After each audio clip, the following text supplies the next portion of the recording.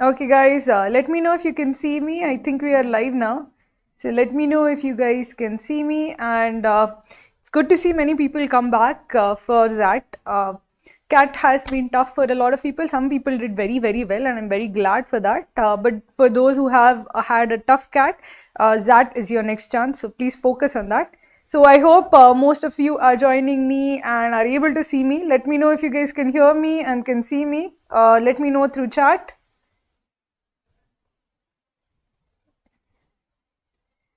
Hi. I think people are still joining in here. Okay. Good to know, Sahil. Hi, Vaishnavi. Hi, Kartikeya. So good to see all of you join us.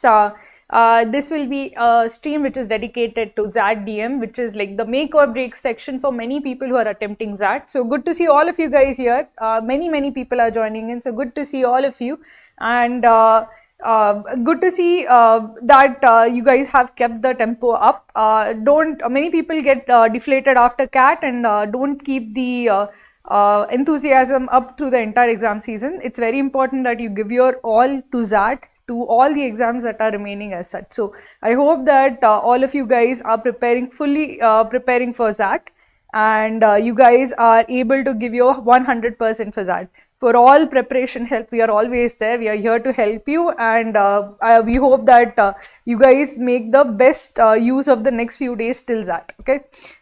Do let us know how your CAT went. If your CAT didn't go well or as your plans, this is your chance to actually correct it. XAT XLRI is an excellent institute, and XAT would be, if you crack XAT, all the whatever went wrong with CAT, you can fix with XAT. So just focus for the next few days on cracking XAT. So good to see so many people, guys, joining in.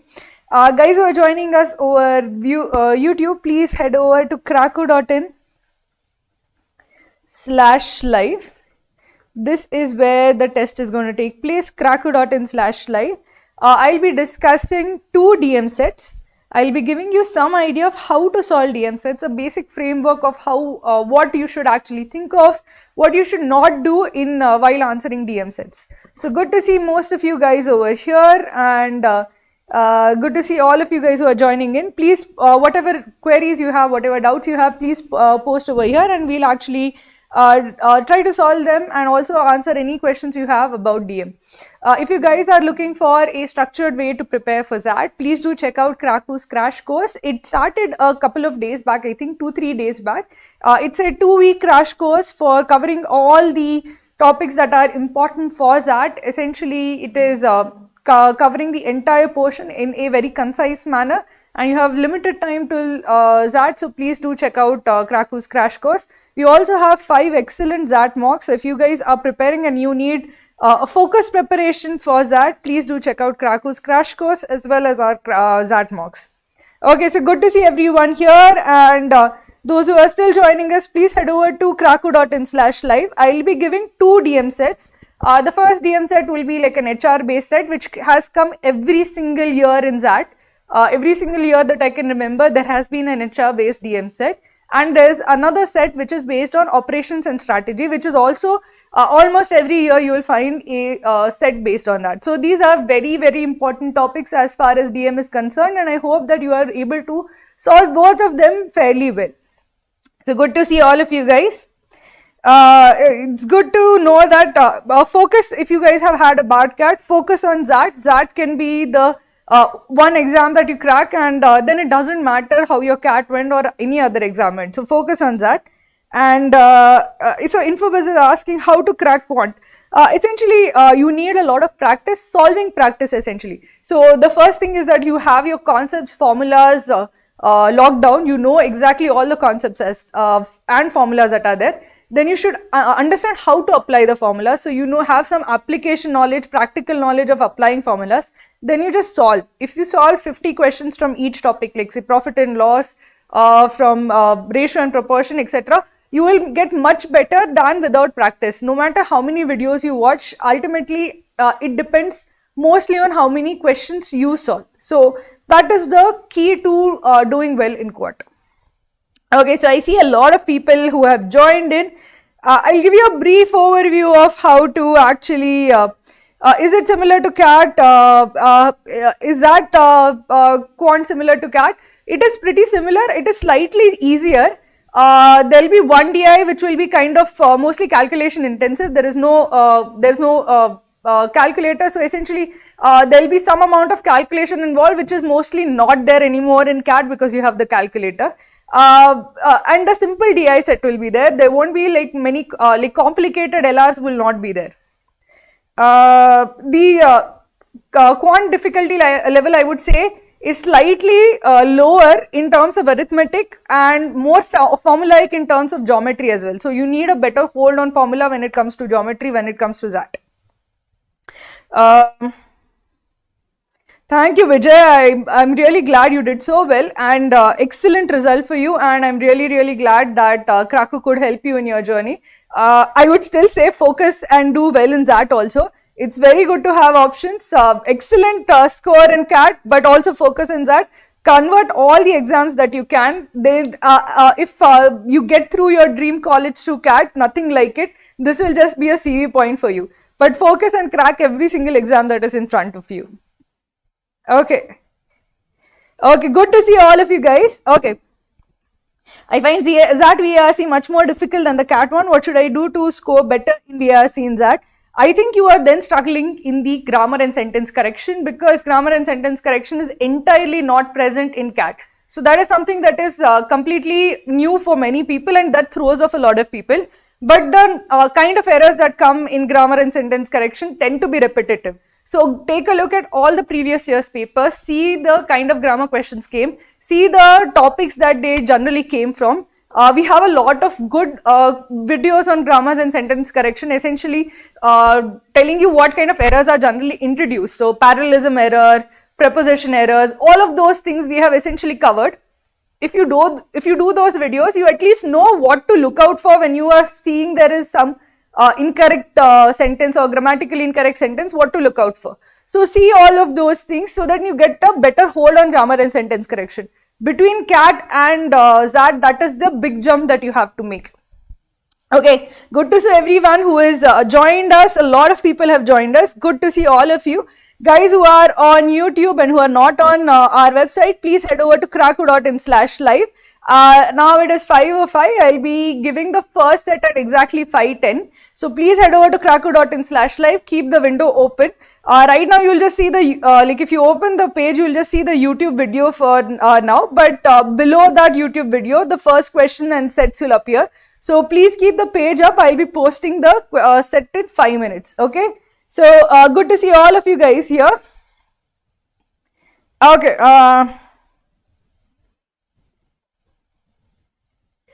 So Sidji is asking that my score in quant is 8 to 9. How go up by 8 to 9? See, basically focus on solving some more arithmetic. 5 is actually on the lower end. There are many more arithmetic questions you can do, which are essentially slightly easier than what comes in CAT. So focus on that. From there you can actually focus on more on geometry, solids, logarithms. All of them are generally easier than what comes in CAT. Okay, so let's start with the basic this. So DI LR doesn't come, the LR doesn't come, but DI, like a simple data interpretation set does come. So you will get a table based DI, and you will get one table and you are asked, okay, year on year how much was the percentage increase, year on year how much was the percentage decrease. So that also there will be like one DI like that, pure DI, no LR. So let's get started with the things that you have to keep in mind when you start solving DM sets. I'd like to have like a framework in mind as to what essentially you should actually think about when you are trying to solve a HR kind of set or an operations kind of set. When you are solving an HR set, there's a litmus test that I always take. The litmus test is of newspaper test. So basically, if your decisions are printed in the next day newspaper, can you defend them? So if you fire somebody without cause, if you discriminate against someone, if you treat someone unfairly and that is printed in the next day newspaper, it would be a source of embarrassment for you personally as well as your employer. So if your decision does not pass that litmus test, then that decision, HR decision, is definitely wrong. So firstly, whenever you are taking any kind of HR decision, always take that litmus test of if this was printed, if my decision was printed in the next day's newspaper, would it stand scrutiny? If it doesn't stand scrutiny, it is the wrong answer. Always remember, be fair to all the stakeholders involved. First, identify all the stakeholders involved, the company, the employer. If there are conflicting employees, both employees as well as the other members of the team, the boss, the customers, identify all the stakeholders possible, and then identify what is in the interest of all of the stakeholders involved. What is fair, what is just to all the stakeholders involved. So after you consider all of that, only then take a decision. Always remember, do not discriminate, be fair and transparent, and be able to justify your decision in the litmus test of a newspaper. Okay, if you are able to do that, then your ability to understand and solve your HR problem would be fairly, you can do it fairly well. Always remember, more communication is better than less communication. More transparency is better than less transparency. A more equitable solution is better than a less equitable solution. So always remember those things when you are choosing between close options. Now when it comes to operations and strategy, that is very different from HR in the sense that you have to understand what information is needed, you have to understand what is the extent of the opportunity, and you have to evaluate the opportunity. So always remember, if you are actually running the business, before you go in, what kind of information would you need? You would need information about the market. What is the size of the market? What are the types of customers? How do you reach the customers? Who are the other players in the market? What is the market share? Is it fragmented? Are there many players with small stakes? Is there one dominant player who has a large stake? So all that information is very vital when you are entering a market. When it comes to understanding how do you reach your customers, identify the demographics of the customer, the age, the location, the spending ability of your customers. All of those things are very important when you are taking decisions about which market to enter and how. So whenever you are thinking of operations and strategies, think of the market, think of the customer, think of your product, think of the price at which you will sell, and think of how you will reach the customer. If you think on all of these verticals, and also think of who your competitors will be. If you think on all of these verticals, you will get the kind of questions you need to ask, you will get the kind of information you need to actually make a decision. So that is how you actually consider which strategy to adopt and which kind of opportunity to take up or not take up. So I'm going to, it's 5:10, I'm going to put the first DM set, and I hope all of you do really well in this. So let's get started and going with the first DM set. I hope all of you are online on kraku.in/live. If you guys are on YouTube but not over here, please head over to kraku.in/live. I'll be posting the first set in under a minute, so please be ready and please keep this page open. Okay, so everyone, let's get started. So the first question is up. Please guys, it would mean a lot to us if you can like the stream. It helps us a lot in terms of reaching people. So please like the stream, please share the stream with as many people as you can. It would, okay, yeah. Okay, so even the second set is going to be posted immediately, I think. So sorry about that. Okay, so both sets will be up immediately and you guys can solve both of them. I'll discuss both of them one at a time, and I would really appreciate if you guys can like the stream and share the stream with whoever is appearing for XAT. And if you guys can, have any query, please put it in the live chat on YouTube or on our website, and I'll try to answer that.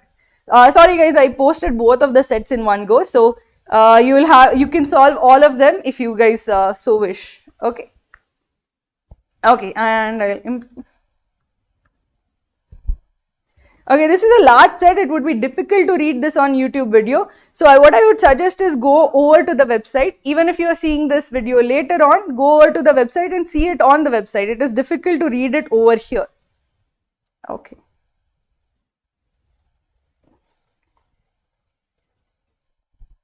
Okay.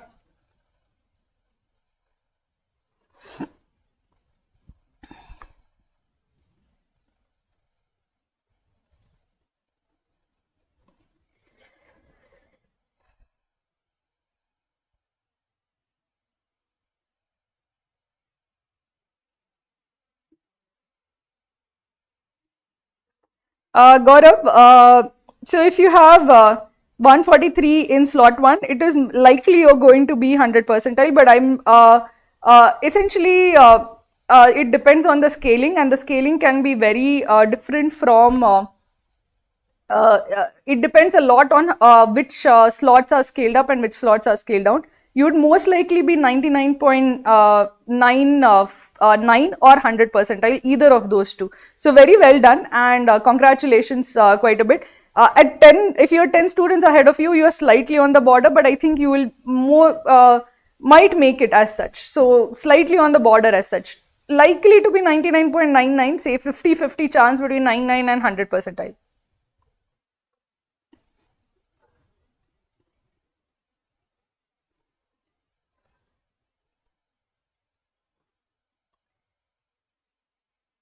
I think 40 plus would be a safe percentile for 99.99 percentile in XAT. GK is not considered in your XAT percentile, so GK score is not important as such. But I think even slightly lesser than 40 might do. But in terms of targeting, I would say target 40. In case it's an easy XAT, you will need above 40. If it is a slightly more difficult XAT, even lesser than 40 would do.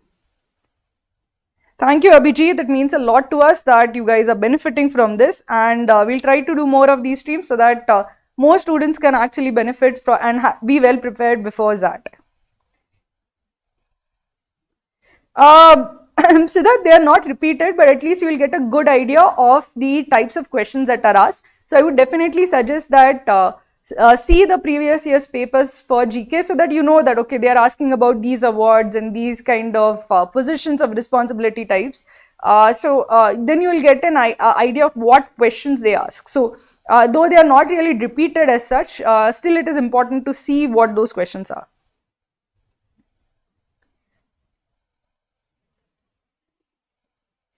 I hope you guys are, so both sets are up. It should be both, you can solve both sets as such, but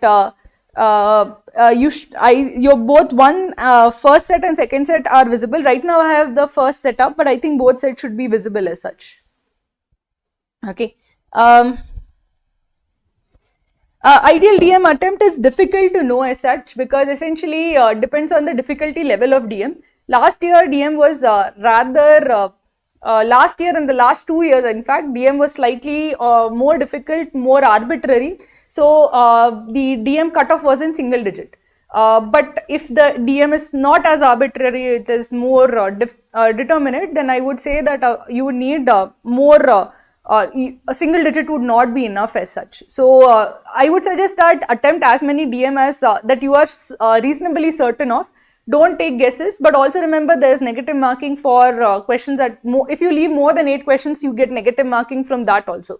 So don't rely on a single digit attempt. That would be on the lower side if DM is not difficult. Okay,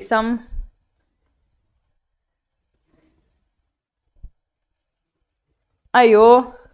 Okay, not able to see the first set. Are you guys able to see the okay?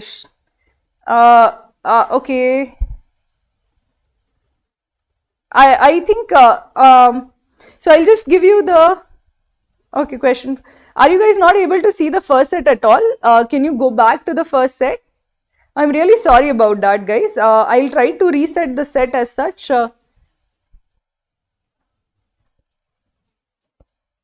1 second, I'll just try to fix this.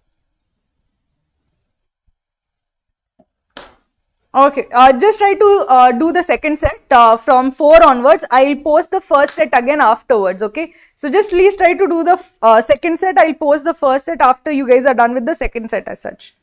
Sorry about that. Just go with the second set, the 5S1. I'll post the first set again.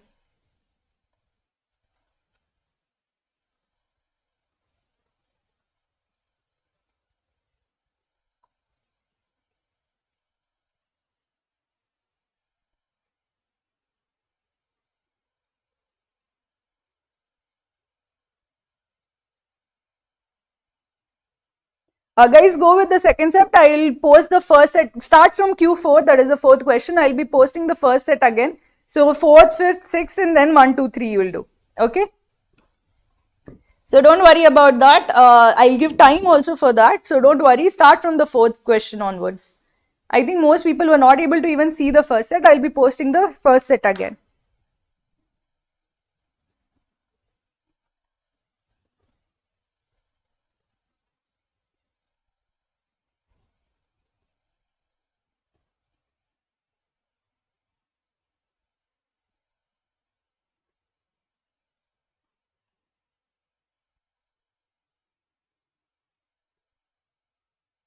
So we'll, don't worry about that, guys. Focus on the second set. This is the set which is on operations and strategy.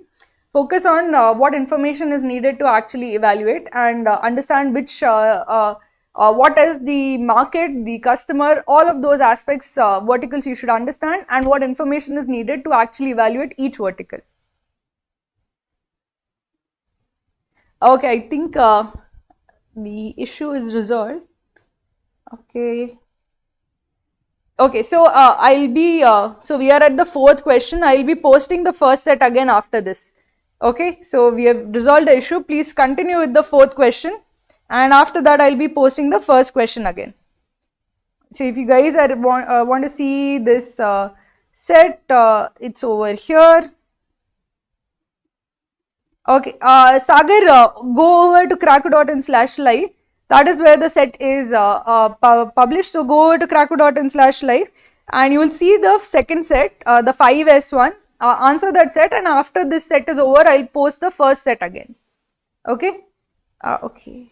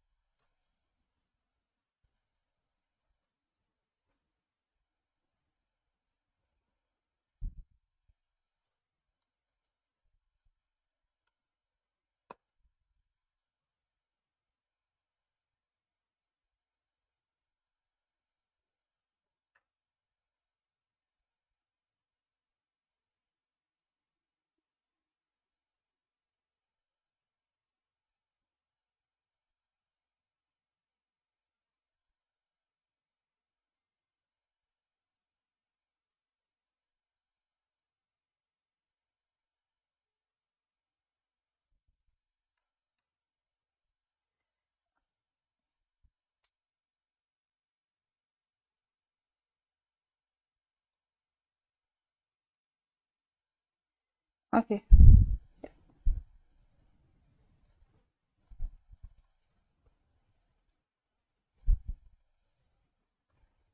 Okay. Sorry about that, guys. Yeah. Some technical issues today. I hope you guys are, yeah.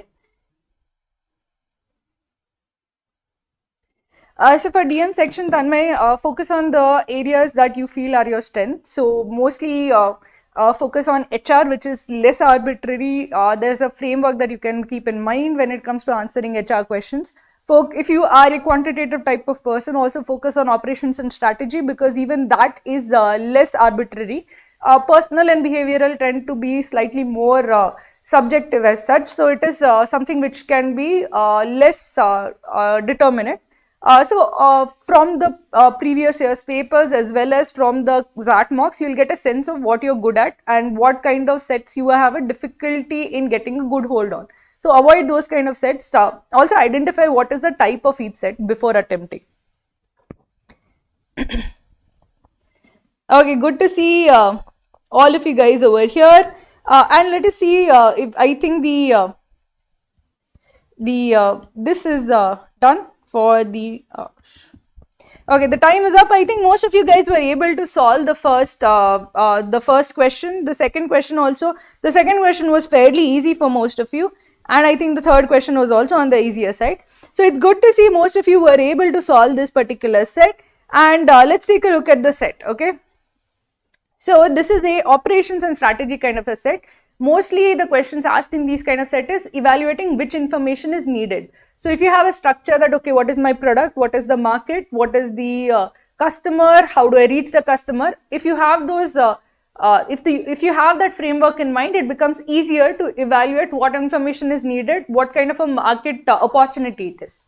So let's take a look at the question. 5S, a company founded in 2018, aims to provide sanitation facilities to urban slums and villages that face sanitation problems. Apart from enabling safe sanitary setups, the company also converts human waste into a wide variety of end products, including yield augmenting fertilizers and basic animal feed. The company zeroed in on the city of Mumbai for its initial stage of operations. It designed prefabricated toilets under the brand name Eva that was easy to maintain, operate, and could be easily installed in rural or slum neighborhoods. 5S then franchised or sold these toilets to two dominant groups: local business owners that ran small restaurants, pubs and kiosks, etc., and community institutions. The toilets contained bio-cartridges that collected waste and needed to be replaced on a weekly basis. The part of the waste collected from toilets was composted along with a few additives and sold as a fertilizer under the brand name Urva, while the remaining waste was used to create an insect-based animal feed that was sold under the brand name S3. So there are three brands. First is the umbrella brand, which is 5S. Then you have Eva, which is the toilets. Then from the toilets, you have fertilizer brand, which is Urva. And then you have S3, which is the animal feed as such. Target customers for both the products comprise predominantly of farmers in rural villages. So if I can show this as such, I'd say that this is your 5S is the brand. So there are two different parts of the market. One is your Eva brand and the other brand is Urva, and this is S3. These brands are essentially franchisee owners, which are like pubs and kiosks, etc., and community organizers. So restaurants and cafes and pubs. And the second, this is community organizers. So essentially those who are trying to help improve their community. For Urva and S3, it's rural villagers, farmers essentially. So you have an idea of what your market is, what your product is. Your product is, there are three different products. So essentially there are three different markets and there are two different consumers. One is a rural farmer, one is your franchisee outlets which would buy your toilets as such. So we have some idea of this. They haven't given any information of competitors. They haven't given information about the market size or the amount of money that is in the market, but maybe that is not relevant to the question that is asked. So let us take a look at the question also. What is the question? In the first 2 years, the company struggled to reach its target goal of setting up 1,000 toilets. Given the costs associated with setting up the toilets, 5S concluded that a major chunk of its target audience is unable to raise the required capital to invest in the toilet franchise. Which of the following would be the best course of action for the company? So essentially what is the issue? The issue is with this part, which is where the sales were lesser than their targeted goal.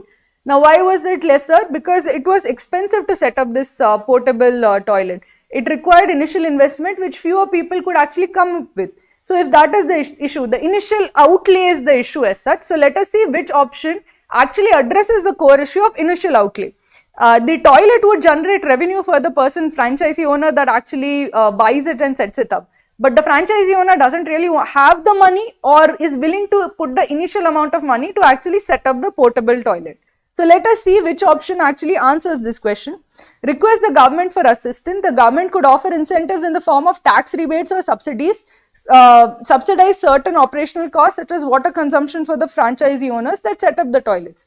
So here you are waiting for the government to take action.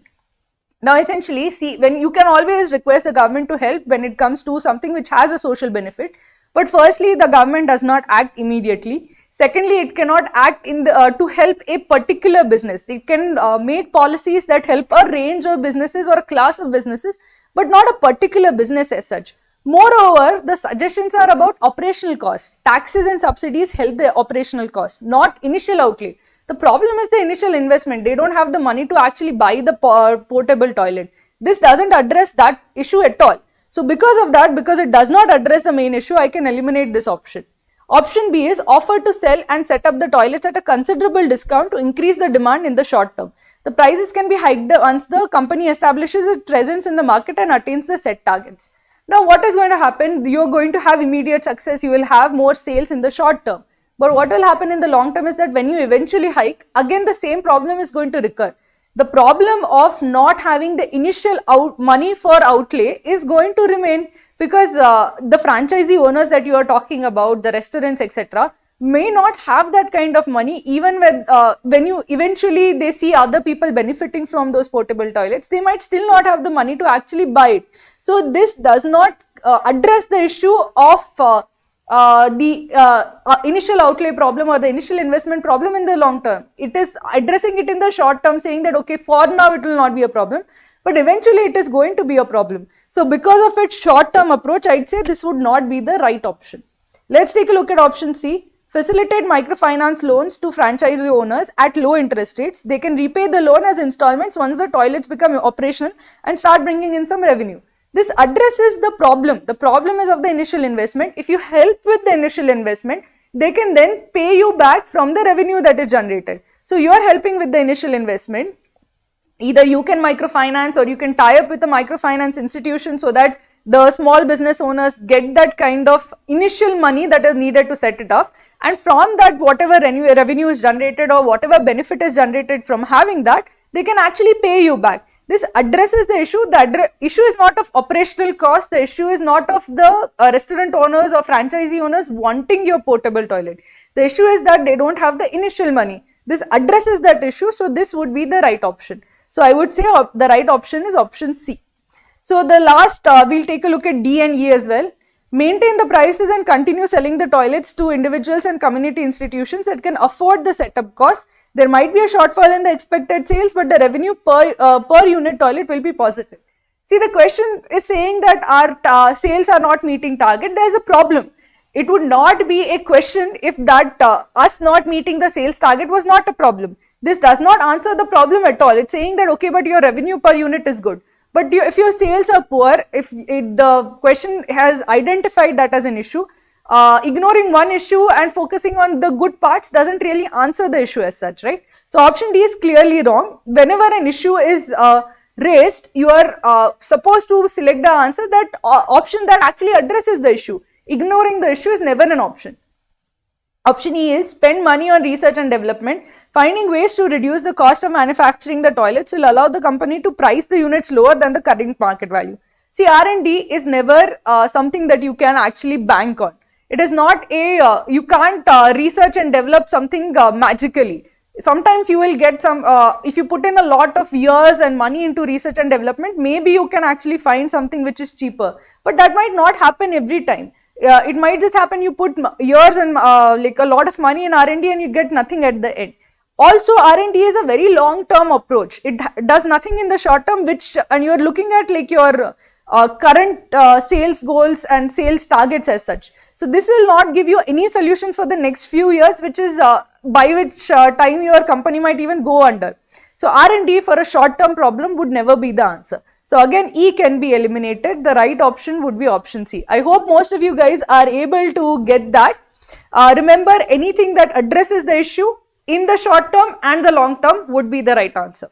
Okay, and has to be sustainable as such. Let's take a look at the second question.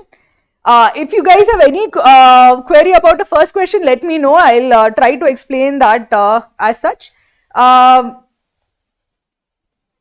Okay, so let's take a look at the second question. So the second question is, 5S was hoping that social media could help raise funds from external investors as well as improve the sales in the different brand arms. In this regard, the company requested the newly hired CMO, Mr. Eric, to craft a social media strategy for each brand under 5S. Given that Mr. Eric is new to the Indian market, a set of possible steps was presented to him by his team. All of them sound reasonable except, and you have the options given. First one is map the effectiveness of social media content in generating sales across different verticals.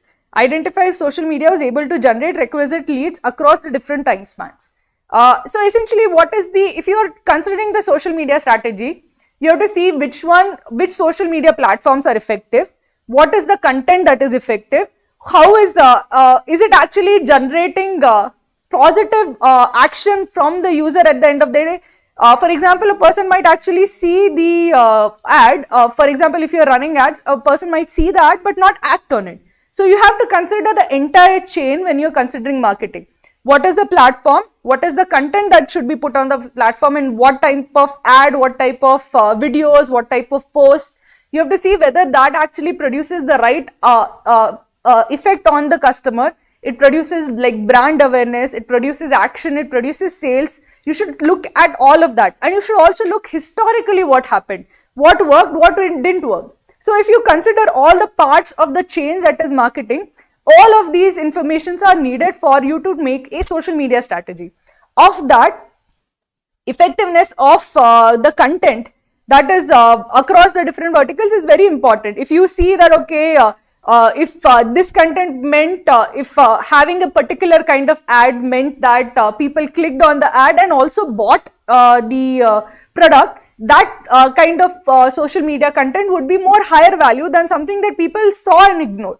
So this is definitely important. This is essentially gauging the actions of the user based on your social media post or social media marketing as such. So this is important information. So this would not be something which is not reasonable. Let's take a look at option B. Ascertain the growth and penetration of social media in the existing market. Determine which social media platform is used by how much and by what percentage of the target audience. The first thing that you have to get right is the platform. Because if you remember, of the three products, two of the products were used by rural farmers. Now, rural farmers, in what kind of social media platform would they be on? They are unlikely to be on like Twitter or something like that. Very likely to be on WhatsApp. It depends entirely on which social media platform you are. If you're marketing to farmers but actually running the ads on Twitter, it would make zero sense as such. So getting the platform right would be the biggest part of this social media strategy. So B would be definitely something that you should definitely do. So again, I can eliminate B. C is gauge the quality of social media content previously used, restructure future content to be more engaging to relevant audiences. Again, understanding what worked or what did not work in the past is important when you have to gauge what you should do in the future.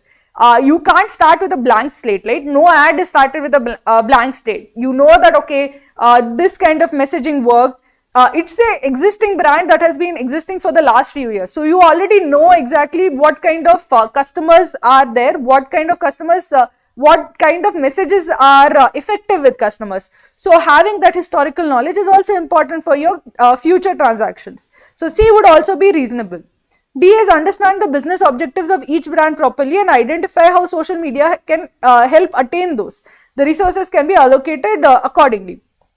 So essentially, this is telling you that you have to understand the brand, and understanding the brand or understanding the brand positioning is extremely important when it comes to marketing.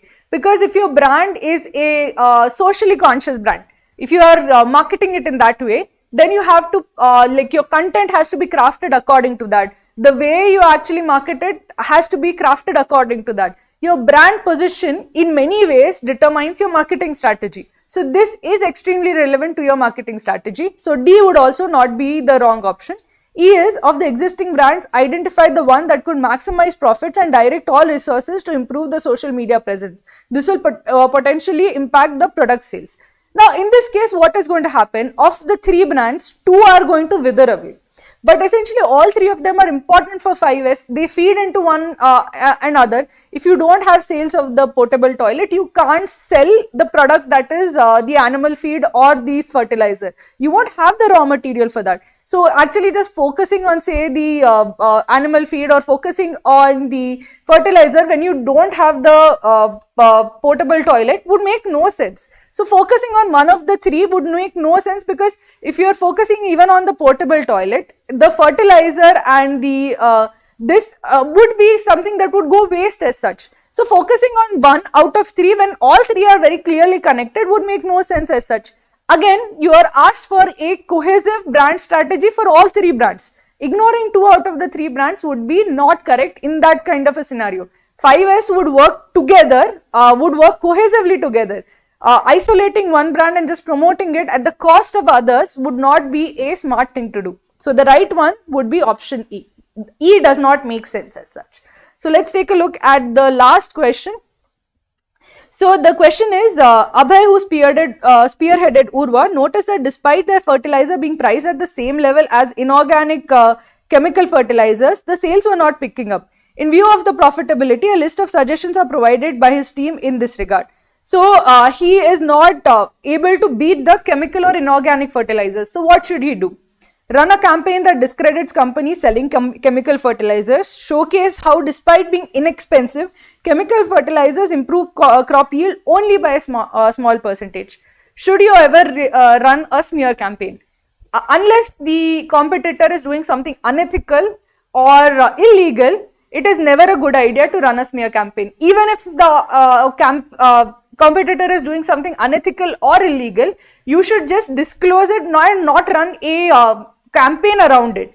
When you run a campaign about your competitors, you are in fact giving more business to your competitors. So for example, think of it that if Pepsi was running ads and just talking about Coca-Cola, people would in fact end up buying Coca-Cola because it would have more brand recall, more mind space in the heads of the consumers. So running a smear campaign is never a good idea because you are essentially giving free marketing to your competitor. It doesn't work, it is unethical, and potentially it could actually isolate you in the industry when you are attacking all chemical fertilizers as such. So running a smear campaign, running anti-campaigns is never a good idea.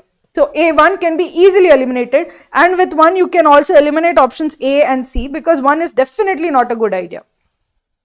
So let's take a look at 2. Sell trial samples to demonstrate the benefit offered by the product. Emphasize how the composted fertilizer improves the crop yield by 30% without damaging soil fertility. So what are you doing? You're making the case for your particular fertilizer. Since you are actually selling to rural farmers, they would need hands-on experience. They are not going to just listen to an ad and actually agree to something based on some like a third-party endorsement. They will need hands-on experience. So giving trial products would be a very good idea.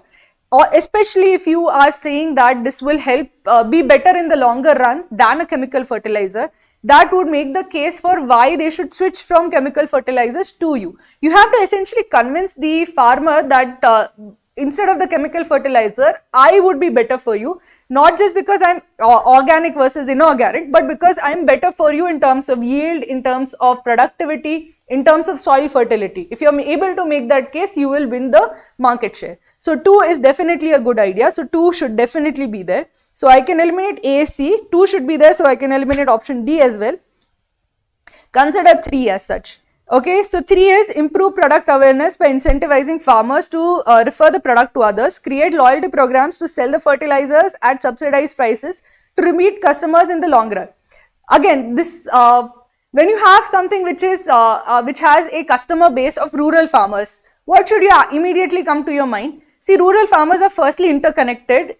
Farmers tend to group together in rural areas and they talk to each other. So they are connected to each other. So if you have a loyalty program, that would make sense. If people can refer other farmers to you, that would actually make sense because it is difficult for somebody in the city to reach a rural farmer, but it is easier for one rural farmer to reach another rural farmer. Again, it is something that has to be bought repeatedly. So if you have long run discounts, that would actually make a lot of sense. So both ideas that are presented in 3 make a lot of sense. So 3 would definitely be something that would improve the sales of a fertilizer. So of the given options, I would say 3 should definitely be there. So I can clearly see that B should be there instead of E as such. But let's take a look at all of the suggestions and then take a call. Gather success stories from farmers that benefited from Urva and use these to improve product image. The testimonials can also be included in the social media strategy to enhance brand reach. Testimonials definitely help. If you are thinking, should this be a good option or should this not be a good option, just see whether businesses around you use testimonials. Almost every business that focuses on like longer term association uses testimonials because testimonials show that your product is trustworthy, that it worked for somebody, and it is that you are somebody that can be trusted. Testimonials build trust. If you see other businesses do it, then it is something that is sensible as such. So 4 is something that you should definitely do. Consider 5. Reduce the product price by 40% and maintain it at this level for the next year. This is bound to disrupt the existing fertilizer market, thereby decreasing the demand for Urva. Can you really decrease the price by 40%? Would this even be feasible in something like a fertilizer? This is like a goods. In services you can reduce by 40%, but goods don't have that kind of margin. Secondly, this is unsustainable. You will be running major losses in the short term. how long will you do this? And the minute you hike back up the prices, people might leave. So again, this is not a strategy that is sustainable or even feasible as such. So because of that, 2, 3, 4 makes much more sense than 2, 4, 5. So I'd go with option B. I hope all of you guys are able to understand and follow all the things when it comes to strategy, what is feasible, what is sustainable, what is something that will not make you bankrupt. All of these things are also something that you should take into account when you are considering steps that have to be taken. Okay, I'll be posting the second set soon. I hope all of you guys are ready for the second set, and just let me know if you guys are ready. I'll be posting it, and good to see all of you guys still on. And if you have any doubt about the first set, let me know. I'll be answering them while after posting the second set. So let's go with the second set. Okay, I'll be posting the second set soon. Okay. Okay, ready? Let's go. So the second set is up and you have 10 minutes. I hope to see all of you guys solve this correctly. Guys, please like the stream and please share the stream with as many people as possible. It motivates us considerably if you guys like the stream. I see 155 people on YouTube but only 92 likes. So please like the stream. It means a lot to us. Let me see what questions have been asked. I actually hope that if you get these kind of questions or options in like operational strategy, you are able to think through all the aspects, like think of all the aspects and then answer carefully. Be measured and mature in your responses and you will get the right answer. Okay, let's see the questions that are there. The different types of this. So if you guys, if you have taken Kraku's XAT crash course, we have a separate video for each of them. But even if you have not taken, just see the schedule. In the schedule, we have a video for each type. So behavior and personnel, HR related, operational and strategy, ranking order of actions, ranking order of information. So we have made a video for each one of them. So even if you see the like the schedule of the XAT crash course, you will get an idea of the different types of DMs that come.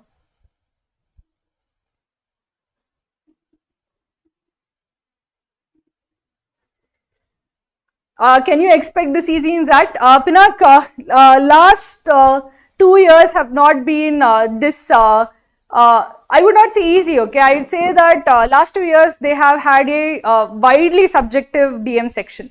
As in it was difficult to even think of what the answer was even when you were like looking at the paper afterwards. But before that they used to actually have sets like this, which used to be mostly deterministic, mostly easily identifiable. You could reason out your way through a set like that. I hope they actually go back to that and do not have the sets that they had. I think last year also they were okay. I think 2 years back they were wildly off in their set formation. But I hope that they return to something which is like this, which is something which is reasonable and something which you can defend. XAT doesn't really have a release its key and also it's difficult to even know what kind of sets to expect. But we should prepare for reasonable and understandable sets. Subjectivity is going to come into it. You have to roll with subjectivity. If you are not able to get a set, don't attempt it.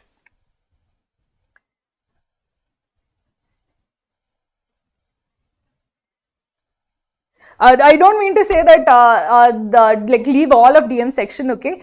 Essentially, if you are reasonably certain that you have understood the set, you have understood the options and they seem reasonable, then definitely attempt the set. There will be 1 or 2 sets which I feel might not be like this, where there is no clear-cut answer. The issue with DM often is that I might feel that, okay, strategy A is a good strategy for entering a market. Somebody else might feel that strategy B is a good strategy for entering the market. Nobody has the same marketing strategy anyway, right? Like the way Coca-Cola markets its product is different from the way Nestle markets its product, or it's different from the way ITC markets its product. It's not because Coca-Cola is right and ITC is wrong. It's that people have different ideas of what is a good business strategy. Now, if it is clear cut that, okay, this is wrong or this is bad, it's easier to answer than when you have to make a subjective call between A and B. So, that kind of subjective calls might come in 1 or 2 sets, but I feel that many of the sets of the 7 sets, you will at least get 3-4 sets which will be more clear cut, which you can answer. Okay. If you guys are looking for good quality XAT mocks, please do check out Kraku's XAT mocks. We have 5 XAT mocks, and we have essentially they are the DMs are of excellent quality. They are exactly of XAT level, and we also have a crash course for XAT. Even if you are not taking a crash course, please actually look at the schedule so that you know what you have to cover in terms of DM as well as in terms of quant as such, what you have to revise so you don't miss a topic as such. Okay.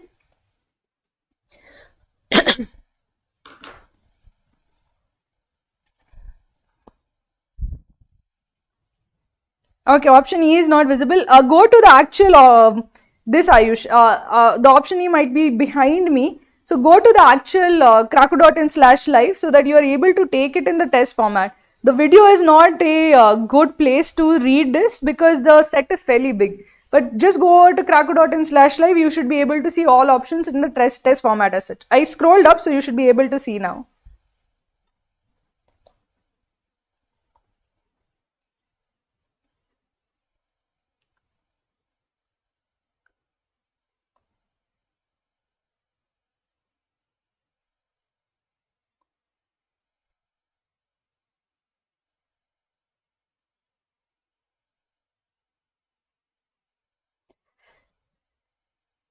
So Sayantan is asking, will poor GK marks in XAT regardless of a good percentile reduce chances of converting XLRI by a great deal? Maybe. If they have put the GK section, they will definitely be considering it as input during the selection process. So if you get very poor marks, that might actually affect your ability to convert. But it also depends on how your interview goes. So that's just an input into your interview. If you ace your interview, then again it is entirely dependent on how that interview goes. But you don't want to start off on the wrong foot in the interview as well. So it should definitely be something you should try to do well in.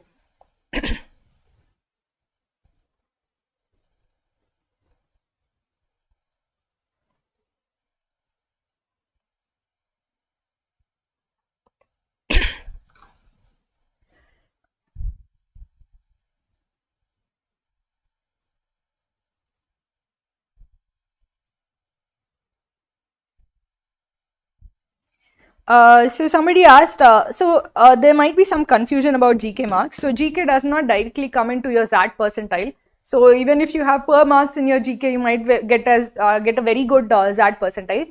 But it does come in your XAT scorecard. So when you're sitting for your interview, your interviewer has your XAT percentile and has your GK marks. And that can come as a factor in evaluating you as to how good a student you are. If you are somebody who has very little general knowledge, the guys interviewing might take a dim view of how well suited you are for XLRI. So I would suggest that you also prepare well for your GK section, but it does not get reflected in your XAT score or XAT percentile.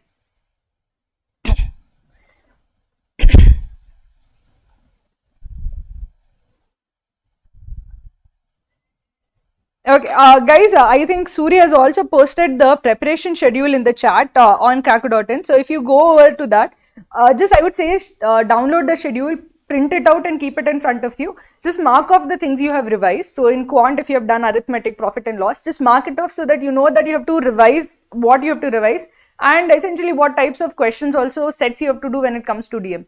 It's always better to have a printed schedule in front of you, have a list in front of you rather than just to go haphazardly through the portion as such. So I would suggest do take a look at that and keep it in front of you. Okay.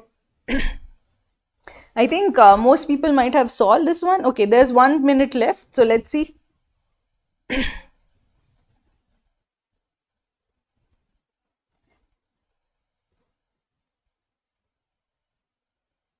Apurva, GK, there's no cutoff, it doesn't affect you getting shortlisted. It affects your final placement in XLRI. So your XAT score is used for cutoff, your XAT individual sections are used for cutoff, like quant, VRC and DM section cutoffs are there. but that the GK score doesn't feed into that, nor in the selection process. It feeds into the selection process later on. Not on the Krakus YouTube page. It is there on in the course as such. If you have, I think maybe we have had a YouTube video on grammar and sentence correction, but it's not like a one video. We have essentially put up 5-6 videos on the different grammar and sentence errors as such. Just look at the schedule. You will see what errors are commonly introduced in that grammar and sentence correction. If you want, take the course. If you are not taking the course, still actually research on those errors so that you know that exactly what to avoid or what to look out for when you are answering grammar questions. There are like I think 6-7 grammar and sentence correction videos that are part of the course.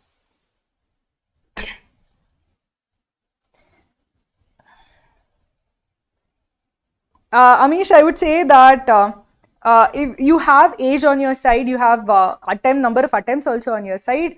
The second attempt is still you have some time as such. So I would suggest that you can go for the second attempt, but another attempt as such. But you have to make sure that you prepare well for that attempt. So if it's something that you can commit to over the coming 1 year, then I would say that definitely sit for another attempt.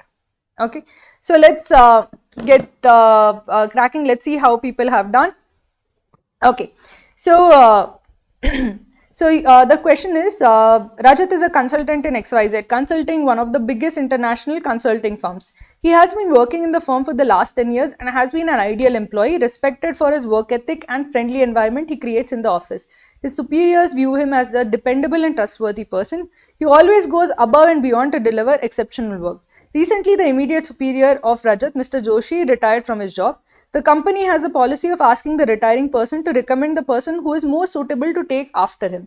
The company generally follows the recommendation, but not always. Since Mr. Joshi had always recommended Rajat's work, Rajat was quite sure that Mr. Joshi would recommend his name. The day after Mr. Joshi's retirement, the person to take up his position was to be announced. To Rajat's surprise, a person from another department was promoted instead of him. Since the promotion process is done by the upper management, Rajat could not figure out what went wrong. He had given the best years of his life working hard for the company and expected a proper return for that. He started feeling depressed about the matter. See, remember, when it comes to HR, there are two stakeholders. One is the company and one is the employee. And when it comes to HR sets, you can have HR sets from both perspectives, from the company perspective as well as from the employee perspective. From the company perspective, you have to be transparent, fair and non-discriminatory. From the employee perspective, you are supposed to be sincere and hardworking and have integrity. You can expect a level of, you should expect communication about the decisions that affect you. So if you are passed over for a promotion, you have the right to ask why that was the case. You can't demand, or you're not entitled to promotion, but you are entitled to feedback. You're entitled to be told what went wrong or what went right. So that is something that you should definitely consider. What rights does an employee have? The employee has the right to get feedback. He has the right for proper communication, two-way communication of what actually went wrong and what they can improve on. They also have the right to have some kind of insight into the decisions if that decision affects them. So if you have this perspective from both the employer as well as the employee, then you can answer these questions properly. Remember the duties of both the employer and the employee, the rights of both the employer and the employee. So let's take a look at the question. What immediate step, sorry.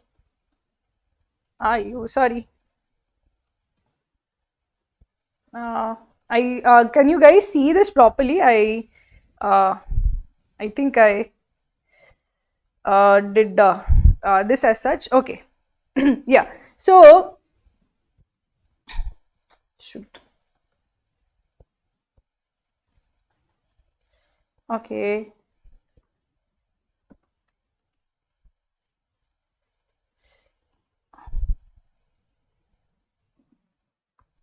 Okay, sorry about that. Okay, so in this case, what immediate steps should Rajat take in his situation? So in this case, he doesn't have enough information of what happened.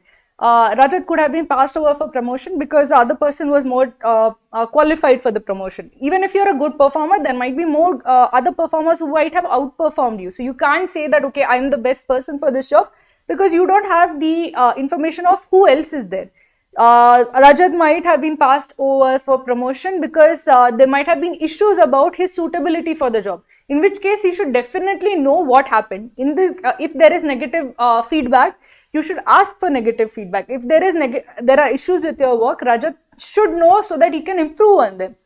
Or he could have been passed over for promotion based on factors which are unfair to him. So in all cases, before he actually takes any kind of decision whether to stay with the company, leave the company, he needs to know what exactly happened. And this can only occur if he asks the decision makers what exactly happened. So let's take a look at the options.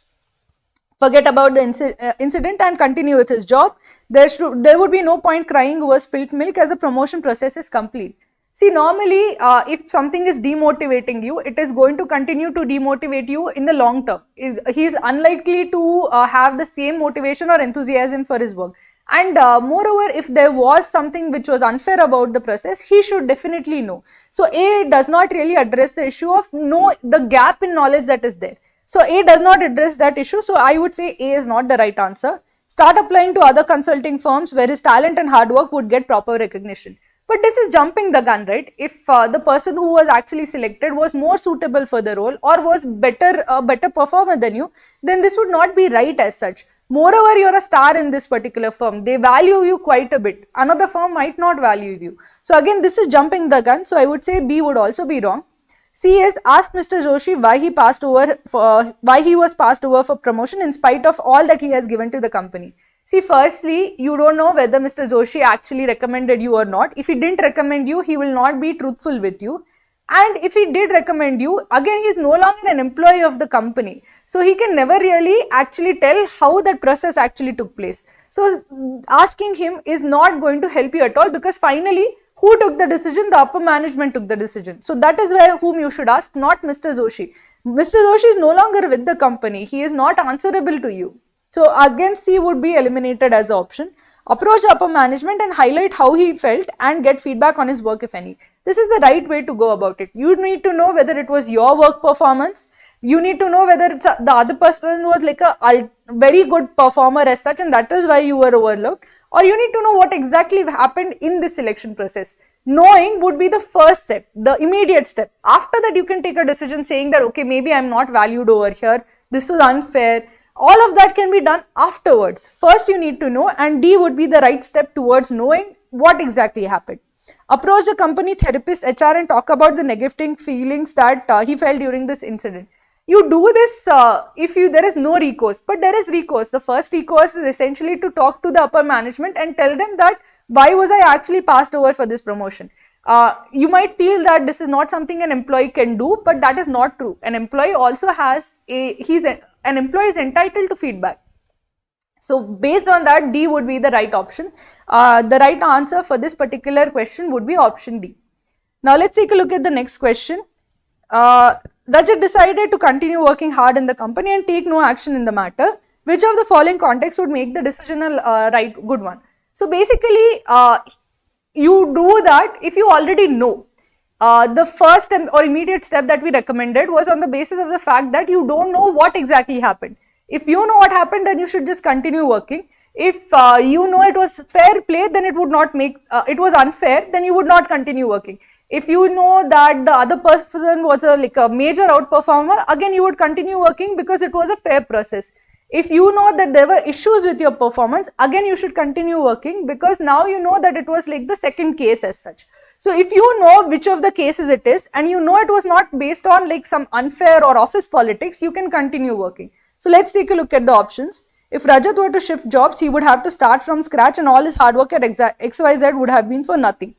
But the point is not whether he has to start jobs. It is this is against shifting jobs, but he has other options. He has the option of going to the upper management and talking to them. So this doesn't address that at all, right? So this doesn't, if from the options of the last question, we said that he should go and talk to upper management, not directly jump ship and shift jobs as such. So he still has that option. So why is he just keeping mum and continuing with his job? This doesn't really answer that. So A would be the wrong option. Another person at the company who was passed over for the promotion and kept complaining about it was fired for that reason. He's not going to keep complaining about it. He has to ask once what happened, not keep bringing it up as such. So this is not the same situation as such. And you don't know whether this person was a good fit for the company. It is given that Rajat is a star at XYZ company. He's highly valued. So the cases are very clearly different. So again, B can be eliminated. Rajat recently lost a loved one which affected his mental health and work performance. If your work performance was affected, then it makes sense that you were passed over for promotion. Then it would be the second case where there was an issue with your performance. There was negative feedback, so that is why you were passed over. So this would actually make sense why he would actually just continue working instead of jumping ship, or instead of finding out whether what exactly happened. His wife lost her job, and since they have no savings, Rajat needs a fixed source of income. Even if he needs a fixed source of income, what actually prevents him from going and talking to upper management? It's not as if you go to and speak to upper management, they are going to immediately fire you for even like raising a concern. That's not going to happen. This is an issue if he is actually shifting jobs, but otherwise not really an issue, right? So this doesn't explain why he kept mum and just continued with his job. So D also does not make sense. The person who has taken up Mr. Joshi's job was recommended by Mr. Joshi himself.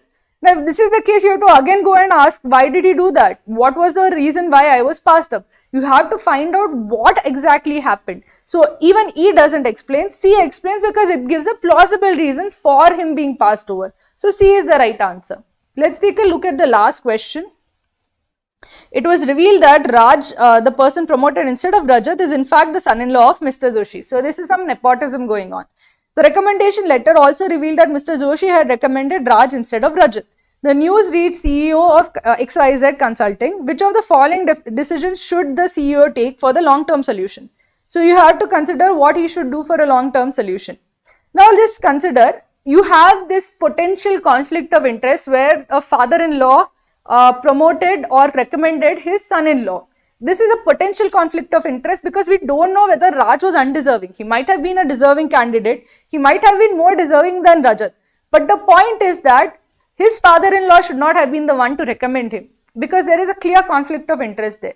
There should have been processes in place which should have actually highlighted the conflict of interest. There is clearly something wrong with the process, and you have to remove any kind of nepotism bias or issues with unfair recommendations as such.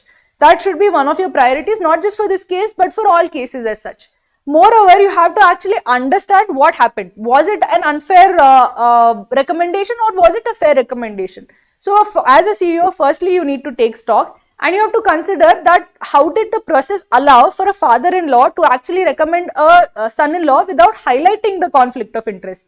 If you address that there is a conflict of interest, even if the recommendation is given, that's a different thing. But clearly, there is an issue with the process as well.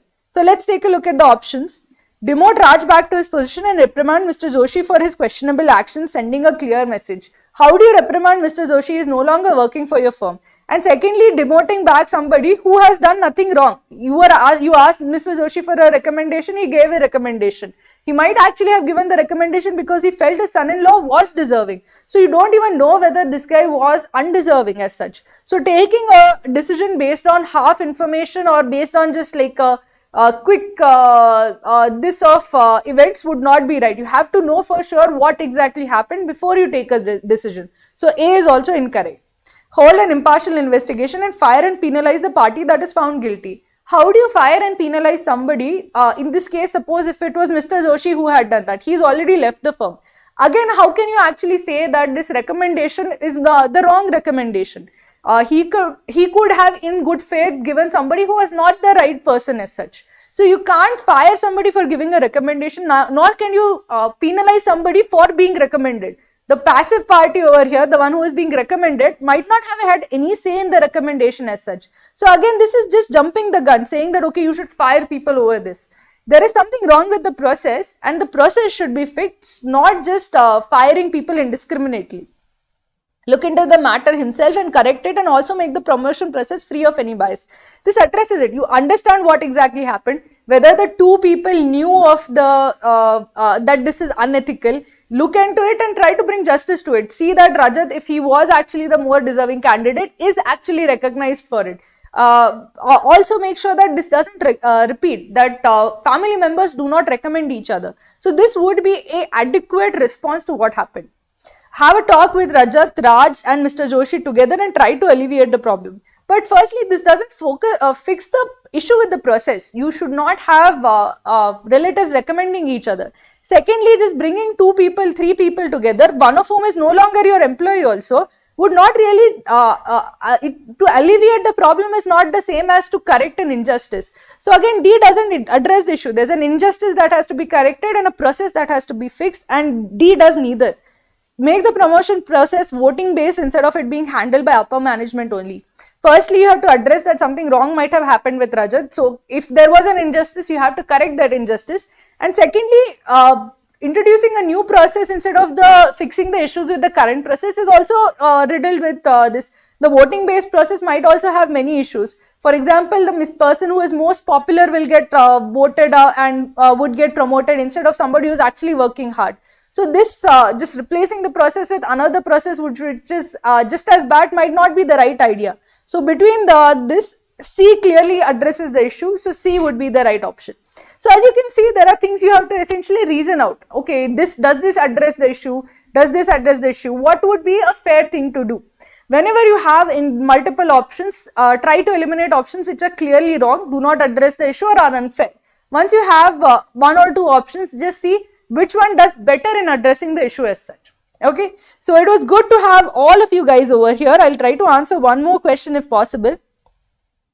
Yeah, so again, you have to essentially see the data that is given even in the options. So the second question essentially asked what information could help you answer why he took the step. So all of the options would be extra information. So that extra information essentially is evaluating which information is the information that is needed. Okay. So thank you guys for tuning in, and it was good to have all of you join us. And I hope to see you also at future XAT streams. So thank you guys for joining us.